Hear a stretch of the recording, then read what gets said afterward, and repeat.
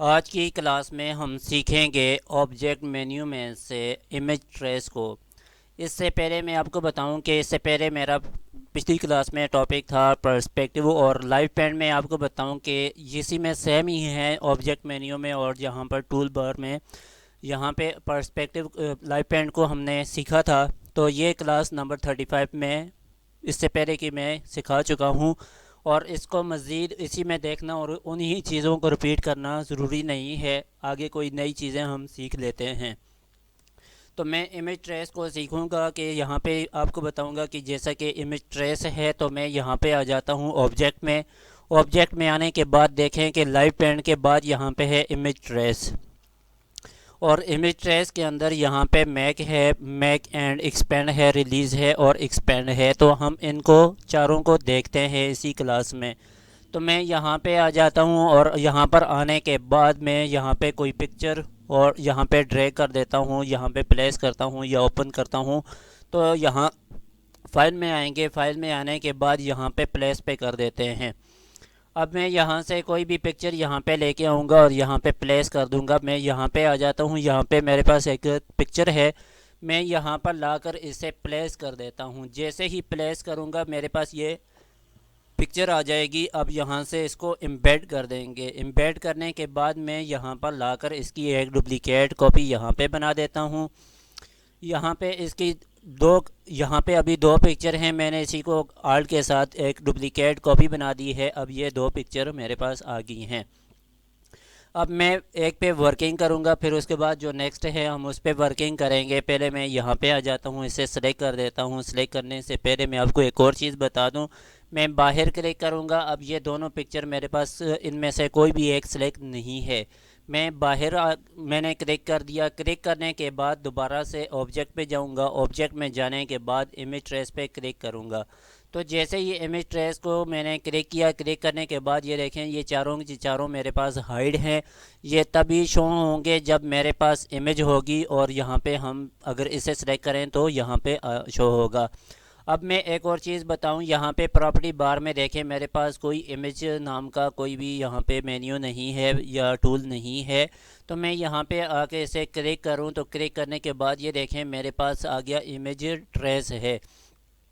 अब मैं यहाँ पे क्लिक करता हूँ। क्लिक करने के बाद ये देखें कि इमेज के रिलेटेड यहाँ पे मेरे पास स्टाइल हैं। तो मैं यहाँ से अगर इनको यूज़ करना चाहूँ तो यहाँ से भी यूज़ कर सकता हूँ। और इसके अलावा मैं यहाँ पे विंडो में आ जाता हूँ। विंडो में आने के बाद मेरे पास यहाँ पे भी इमेज ट्रेस का मेरे पास मौजूद है, जो कि यहाँ पे है। ग्राफिक स्टाइल के नीचे यहाँ पे इमेज ट्रेस है। मैं यहाँ से अगर ओपन करूँ तो तब भी मेरे पास यहाँ पर होगा। तो मैं यहाँ पे आ जाता हूँ, यहाँ से आकर यहाँ पे इमेज ट्रेस पे क्लिक कर देता हूँ। इमेज ट्रेस पे क्लिक करने के बाद यहाँ पे ये देखें कि ये डबल मेरे पास शो हो रहा है, जो कि एक ही हमें दिखाई देगा। ये एडवांस इसके टूल हैं। मैं इस पर क्लिक कर देता हूँ। इस पर क्लिक करने के बाद दोबारा से मैं इसे अगर कैंसिल कर दूँ तो यहाँ से हम कैंसिल कर सकते हैं। मैं यहाँ पे आके यहाँ पे इमेज ट्रेस पे करूँ तो ये देखिए इमेज ट्रेस होगी है, जो कि मेरे पास ब्लैक एंड वाइट नज़र आ रही है। अभी मैं इसे कंट्रोल जेड करूँ तो कंट्रोल जेड करके बता देता हूँ। ये देखिए मेरे पास एक्चुअल पिक्चर है जो कि मेरे पास यहाँ पर आ रही है। मैं यहाँ पे आके इमेज को ट्रेस कर देता हूँ। इमेज को ट्रेस करने के बाद यहाँ पे ये देखें कि जैसा कि मैंने यहाँ पे क्लिक किया, क्लिक करने के बाद मेरे पास इसके स्टाइल आ गए और यहाँ पे ये प्रीसेट में मेरे पास यहाँ पर भी मौजूद है। जैसे कि यहाँ पर थे ऐसे ही यहाँ पर भी मौजूद हैं। अब एक और चीज़ मैं आपको यहाँ पे बताऊँ, जैसे कि ऑटो कलर, जो कि ये एक्चुअल जो कलर है ये ऑटो कलर है और इसमें हाई कलर है। अगर हाई कलर हम यूज़ करें तो ये हाई कलर पे क्लिक करेंगे, लेकिन इसमें एक बेसिक चीज़ एक ये है कि मैं आपको बताऊं कि अगर इनको आप बार बार इस्तेमाल करेंगे तो ये आपके सिस्टम पे डिपेंड करता है। आपके पास अगर सिस्टम है या लैपटॉप है, तो अगर हैवी लैपटॉप या हैवी कंप्यूटर है तो ये इसको कंट्रोल कर लेगा। अगर आपका लैपटॉप या कंप्यूटर लो है तो सपोर्ट एडोब इलस्ट्रेटर को कंप्लीट सपोर्ट नहीं करता। तो ये अगर बार बार इनको आप यूज़ करेंगे तो आपका सिस्टम हैंग हो सकता है। तो आप उस पर वर्किंग नहीं करेंगे, वो ऑटोमेटिकली बंद हो जाएगा।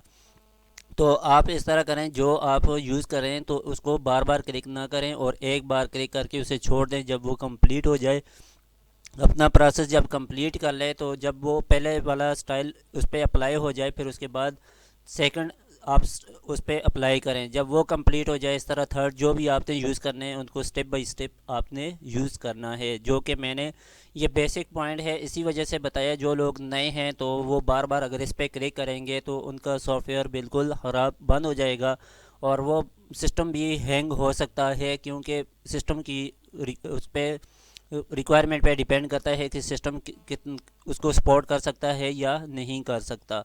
तो मैं ये चीज़ें आपको यहाँ पे बता देता हूँ। यहाँ पे ये इसके लो कलर हैं। यहाँ पे हाई कलर पे क्लिक करेंगे तो हाई कलर आ जाएंगे, लो कलर पे क्लिक करेंगे तो लो कलर आ जाएंगे। यहाँ पे ग्रे स्केल है और यहाँ पे ब्लैक एंड वाइट है और यहाँ पे आउटलाइन है।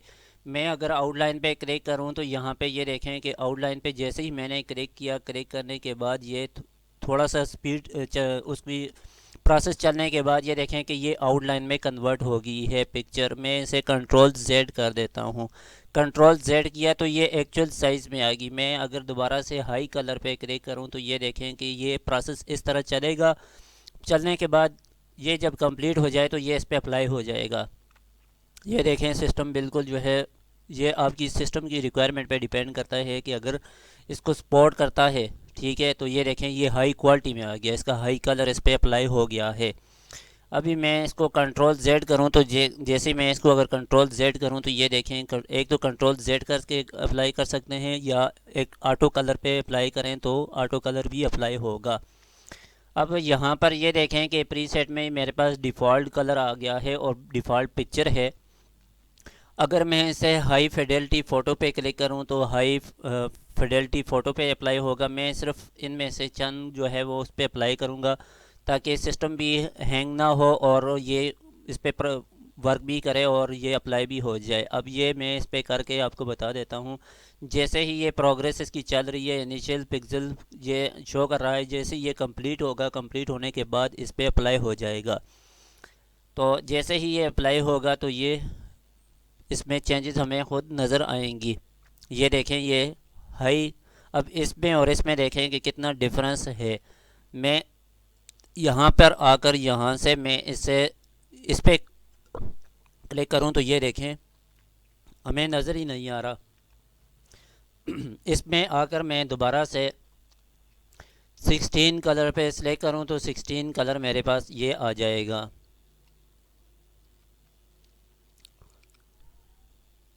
ये जैसे ही मैंने 16 कलर पे सिलेक्ट किया तो ब्लैक एंड वाइट में से ही चेंज होके यहाँ पर आ गया है। अब यहाँ से कोई और कलर हम सिलेक्ट करना चाहें, लाइन आर्ट पे क्लिक करूँ तो मैं लाइन आर्ट पे क्लिक कर देता हूँ। क्लिक करने के बाद ये देखें अभी इसकी चेंजेस ये आ जाएगी, लाइन आर्ट में आ गई।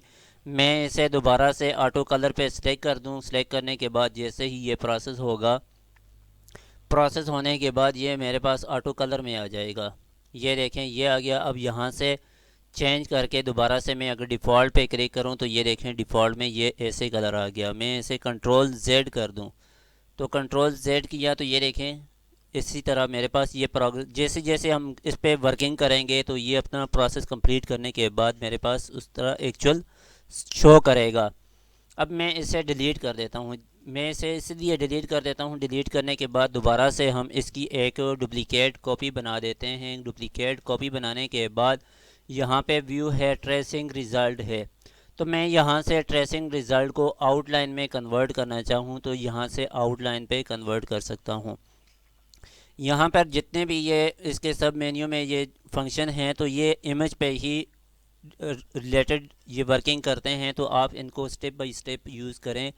और उसके बाद यहाँ पे मैं आ जाता हूँ। यहाँ पे आके ट्रेस रिज़ल्ट विद आउटलाइन पे क्लिक कर दूँ, ट्रेस यहाँ पे आउटलाइन पे आ जाएगा। अब यहाँ पे ब्लैक एंड वाइट है, कलर है, ग्रे स्केल है। मैं ग्रे स्केल को सिलेक्ट कर लेता हूँ। ये मैं इसलिए ये साथ साथ कर रहा हूँ ताकि जब आप करें तो आपके लिए आसानी हो, आप जो लोग नए हैं तो इसको सीख सकें। अब यहाँ से इसको मैं थोड़ा सा इंक्रीज़, यहाँ पे 50 है, मैं इसे इंक्रीज़ कर देता हूँ। इंक्रीज़ करने के बाद यहाँ पे प्रीव्यू है, प्रीव्यू में हम साथ साथ देख सकते हैं। जैसे ही मैंने प्रीव्यू पे चेक मार्क लगाया और यहाँ पे ये देखें ये साथ साथ इस पर अप्लाई होगा। जैसे जैसे हम यहाँ पे वर्किंग करेंगे, इसको चेंजेस करेंगे तो ये इस पर अप्लाई होगा।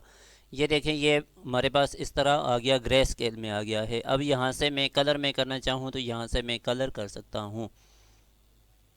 जैसे ही मैंने कलर पे सिलेक्ट किया, कलर पे सिलेक्ट करने के बाद ये जब प्रोसेस इसका कंप्लीट होगा तो ये कलर में आ गया है। और इसको कलर में लाने के बाद यहाँ से मैं इसे चेंज करके, जैसे कि यहाँ पे ये लिमिटेड है तो इसको मैं थोड़ा सा फुल टोन पे करूँ तो यहाँ पे फुल टोन पे कर सकता हूँ। मैंने फुल टोन पे कर दिया। फुल टोन के बाद जैसे ही इसका प्रोसेस कंप्लीट होगा,